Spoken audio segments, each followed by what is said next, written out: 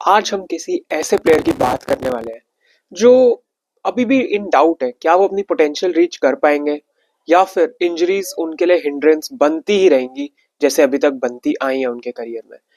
तो we are going to talk about today Chelsea के current captain and one of the world's best right back when he is actually on the pitch, Reece James.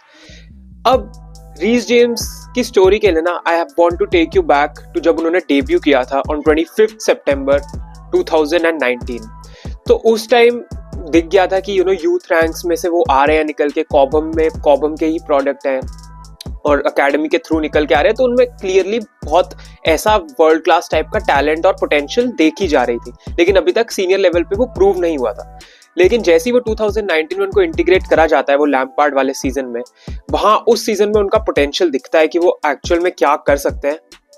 He has absolutely been sensational when he is on the pitch.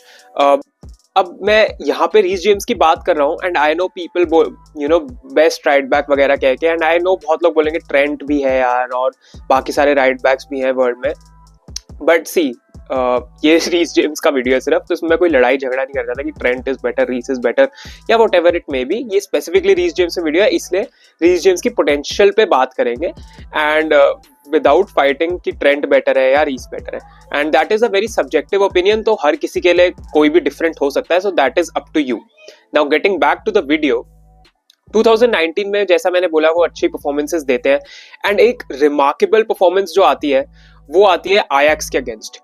Ajax के against he became Chelsea's youngest goal scorer in the UEFA Champions League जब group stage में 4-4 का comeback होता है Ajax के against eight Stamford bridge, और वो बहुत ही मेमोरेबल नाइट है जब 4-all का वो ड्रॉ होता है एंड रीस जेम्स 4-all करते हैं। वहां पे एक वॉली होती है उनकी जो वो स्कोर करते हैं उधर, whole crowd at Stamford Bridge explodes because एक कॉबम का graduate becomes the youngest goal scorer for your club। तो बहुत ही एक प्राउड वाली मोमेंट होती है, वही रीस जेम्स के साथ होता है, which really set the bar। मैं ये भी कह सकता हूँ बिकॉज रीस जेम्स की ना जब वो पिच पे है तो देयर हैज बीन बहुत मेमोरेबल परफॉर्मेंसेज हैं, बट वो बहुत लिमिटेड है कि जब वो पिच पे रहते हैं, राइट।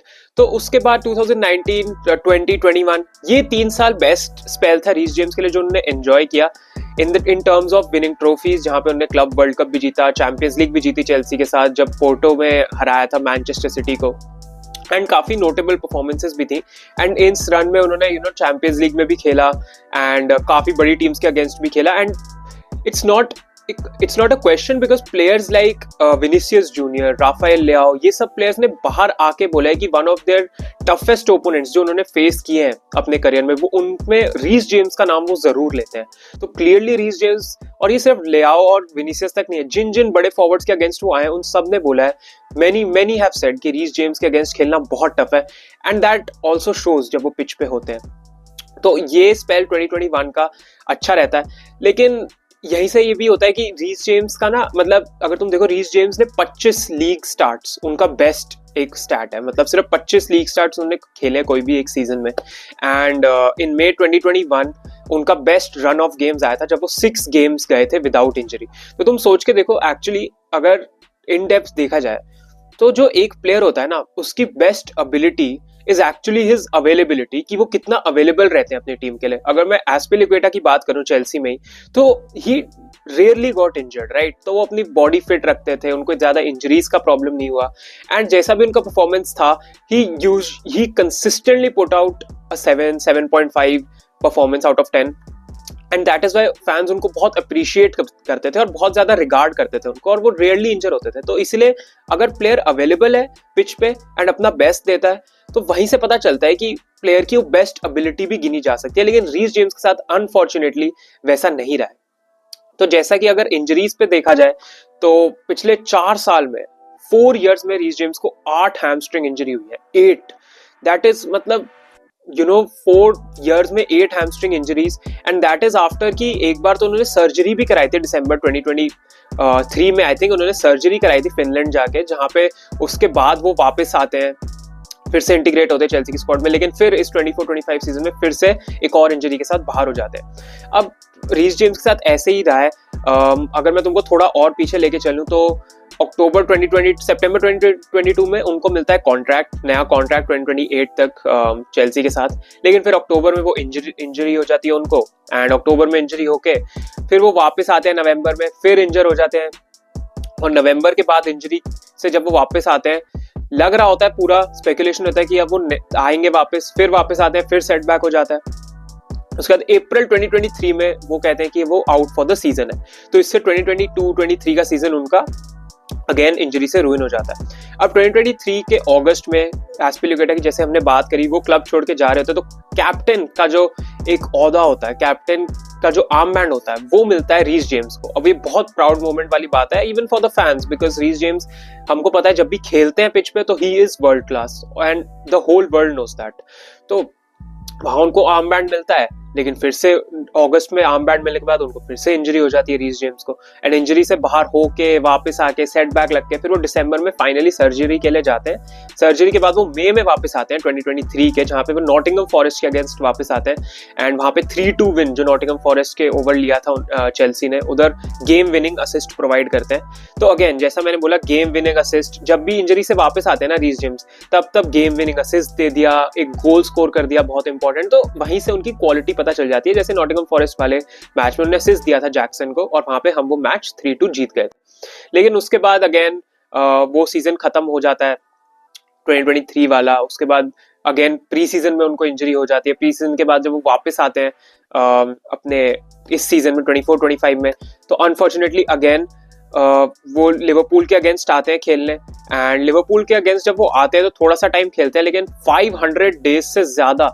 का टाइम में वो फाइनली न्यूकासल के अगेंस्ट कोई अपना मैच कंप्लीट करते हैं, मतलब फुल 90 मिनट्स कंप्लीट करते हैं। एंड 500 डेज कितना हो गया, ऑलमोस्ट 1.5 ईयर्स के बाद वो अपना कोई एक 90 मिनट्स का मैच कंप्लीट कर पाते हैं। लेकिन गेस व्हाट, जब ये काइंड ऑफ अचीवमेंट होता है रीस जेम्स के लिए, तो अगेन न्यूकासल वाले मैच का फिर उनको इंजरी हो जाती है।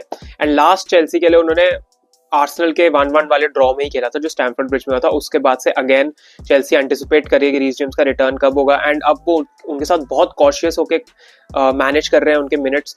जैसा कि हमने मरेस्का को देखा ही था, उनके मिनट्स मैनेज कर रहे थे वो, लेकिन फिर से वो इंजरी हो गई उनको। तो अब ऐसा बताया जा रहा है कि शायद बॉर्नमथ के against he will be back next week. I can only hope man, मतलब you know Reece James is one of my favorite Chelsea players because जब भी वो पिच पे होते हैं, मैंने बहुत बार वीडियो में बोलते हैं, he is outstanding, he is unplayable, he is very good at defending, और वो बहुत ऐड करते हैं स्क्वाड में, एंड वो इस टीम का स्पाइन बन सकते हैं गिवन कि वो इंजरी उनको ना हो। अब कोई सर्जरी भी करा ली, एंड यू नो अगर फिर से उनको इंजरी हो जाती है, देन अनफॉर्चुनेटली हमको एक कॉन्वर्सेशन करना पड़ेगा about him being sold as well. I know Cobham graduate and what not is there, but यार कहीं ना कहीं अगर वो अवेलेबल ही नहीं रह पा रहे हैं, तो वो कॉन्वर्सेशन करना ही पड़ेगा उनको टीम में रखने का या टीम से निकाल देने का, unfortunately. But I really hope with the new year, hopefully God gives him all the strength and उनको कोई और इंजरी ना हो, एंड यू नो कंसिस्टेंटली हमारे लिए परफॉर्मेंसेस कर पाए, कंसिस्टेंटली गेम खेल पाए। यू नो यूएस में उनसे पूछा गया था तुम्हारा गोल क्या है, तो रीस जेम्स ने बोला my goal is to stay on the pitch. तो यार प्लेयर के लिए भी फील होता है और ये मेंटली भी बहुत इफेक्ट करता है अगर तुम पिच पे ही नहीं रह पा रहे हो, बट यू नो कि तुम्हारे अंदर कोई क्वालिटी है अपनी टीम को हेल्प करने की। तो I really hope he comes back and cements that right back का स्पॉट यार, बिकॉज इंग्लैंड के लिए भी वो ऑलमोस्ट 1.5 ईयर से नहीं खेले हैं, तो क्योंकि वो इंग्लैंड के लिए भी बहुत ज्यादा अच्छा कर सकते हैं। तो I really hope he takes that England का right back spot, and finally अब वो वापस आए तो यार प्लीज इंजरी से उनका ओवरकम हो गया। 8 इंजरीज हैमस्ट्रिंग की उनको हो गई हैं, और भी बाकी इंजरीज हो चुकी हैं उनको 6-7 एक्स्ट्रा इसके ऊपर, नी एंकल वगैरह की। I really hope Reece James is back and back better than ever, and इसके बाद वो कहीं जाए ना यार, कोई और इंजरी उनको ना हो, बस हमारे लिए कंसिस्टेंटली वो खेलते रहे एंड अपनी क्वालिटी दिखाते रहे, जो कि हमको पता है रीस जेम्स में क्वालिटी तो बहुत ही ज्यादा है, उसमें तो कोई डाउट ही नहीं है। So yes, that is it for the video guys. काफी एक रीस जेम्स का आई होप यार वो रहे अवेलेबल रहे पिच पे एटलीस्ट, एंड उनको देख के मजा आता है, एंड होपफुली उनका करियर आगे ऐसे रुइन ना हो, क्योंकि हमें पता है प्लेयर्स लाइक जैक विल्शर जैसे आर्सेनल पे उनके साथ हुआ, इंजरीज से रुइन हो गए, वरना हमको उनका भी पोटेंशियल पता था। तो होपफुली उनकी पोटेंशियल ना रह जाए और वो अपनी potential in the future realise fully कर सके, एंड हम फुल फिट रीस जेम्स देख सके with a consistent run of games as well. Thank you so much guys for watching, and I will catch you in the next one. Like करना video को, subscribe करना channel को, and I will see you in the next one. Bye bye, peace out.